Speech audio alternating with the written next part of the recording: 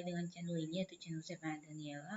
Dan pada video kali ini kita akan membahas salah satu contoh soal dari teman kita ya. Jadi ini merupakan kiriman salah satu soal dari teman kita.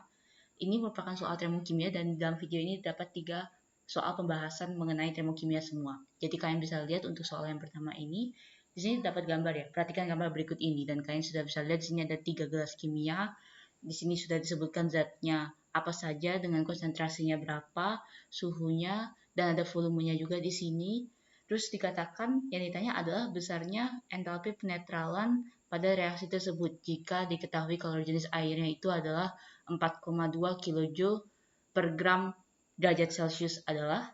Jadi yang dikirim sama teman kita ini sebenarnya ada sedikit kesalahan ya, terutama di satuan kalori jenis airnya. Jadi di sana kalau jenis airnya tertulis 4,2 Joule per gram derajat Celcius. Padahal harusnya yang disebut dengan air itu dia memiliki kalori jenis air itu sebanyak 4,2 kJ. Jadi atau sama saja dengan 4.200 Joule per gram derajat Celcius. Nah, itu yang benarnya ya. Jadi di kiriman soal yang saya dapatkan dari teman kita ini agak sedikit salah terutama di satuannya, tapi tidak masalah. Oke, langsung saja kita lihat sekarang di gambarnya. Kita fokuskan sekarang di gambarnya.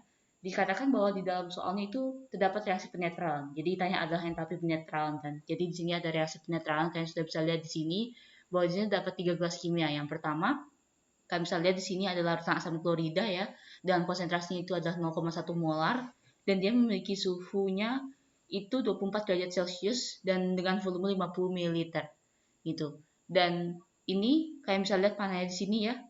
Ini dia direaksikan dengan larutan sebelahnya, di gelas kimia yang sebelahnya ini terdapat larutan natrium hidroksida dengan konsentrasi yang sama yaitu 0,1 molar, tapi dengan suhu yang berbeda yaitu 26 derajat Celcius, tadi 24 derajat Celcius ya, dan dengan volume yang sama pula yaitu 50 ml.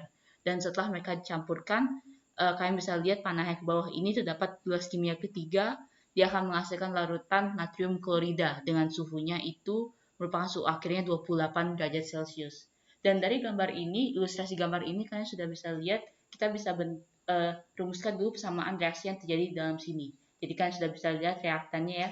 Reaktannya di sini ada 2, yaitu larutan asam klorida. Jadi kita bisa tulis HCl. Dalam fasenya itu ada aqueous. Saya menegaskan untuk kalian bahwa yang belajar kimia untuk menuliskan fasenya dalam menuliskan persamaan reaksi. Oke? Terus untuk reaktan yang kedua yaitu larutan natrium hidroksida di gelas kimia kedua. Jadi HCl dalam fase aqueous itu dia ditambah dengan NaOH dalam fase aqueous juga. Oke? Dan hasil akhirnya itu adalah gas kimia yang ketiga yaitu larutan natrium klorida. Berarti kalian kasih tanda panah di sini, dia akan menjadi NaCl aqueous dan sisanya itu adalah H2O dalam fase liquid. Oke, dan kalau misalnya kita lihat di sini, kita lihat dulu ya di persamaan reaksi yang saya sudah buat ini apakah sama, apakah sudah setara maksudnya. Kalian bisa lihat di sini bahwa hanya di sini ada 1 dan ada 2. Kalian sudah bisa lihat di sini hanya juga ada 2 di bagian yang hasil reaksinya, berarti sudah setara. Terus yang Cl-nya ini ada 1, di sini juga ada 1, baik di reaktan maupun di hasil, berarti juga sudah setara. Dan Na-nya di reaktan 1 dan di hasil juga 1, berarti sudah setara. Dan O-nya juga di reaktan dan di hasil sama-sama 1, jadi sudah setara semua ya. Nah, bagi kalian yang nanti akan menemukan persamaan reaksi yang belum setara, berarti kalian tinggal tambahkan koefisien untuk menyetarakan reaksi tersebut. Namun karena reaksi ini sudah setara, jadi sudah pasti koefisiennya itu adalah 1 banding 1 banding 1 dan banding 1. Jadi saya bisa tulis koefisiennya di sini. Ini adalah 1 banding 1 banding 1 banding 1.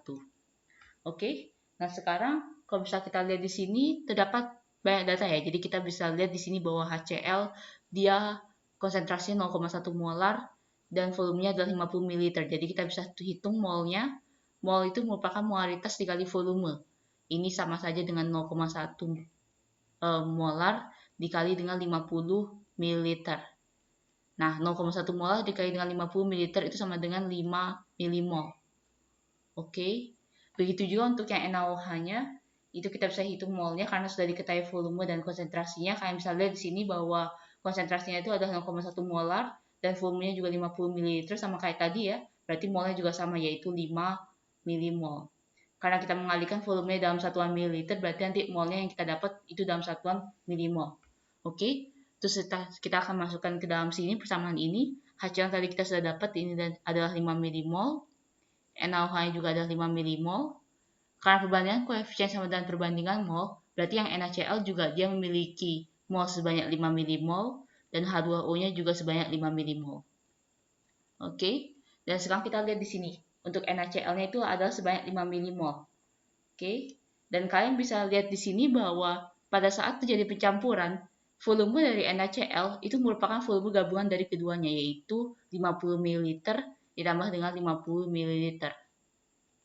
Jadi kita dapat NaCl-nya itu volumenya adalah 100 ml.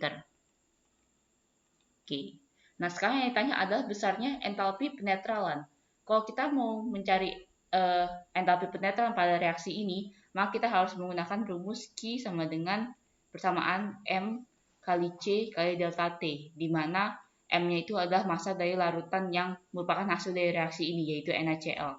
Dan karena di sini tidak diketahui massanya, jadi kita bisa gunakan volumenya.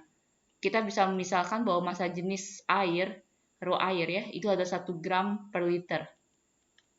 Oke, jadi kita bisa cari massanya dari sini. Jadi massanya itu sama dengan rho dikali dengan volume. Jadi kita dapat 100 ml itu dikali dengan 1 gram. Oh, ini maksudnya per mililiter ya. Oke, 1 gram per mililiter. Oke, ini coret-coret. Jadi kita dapat massanya itu ada 100 gram.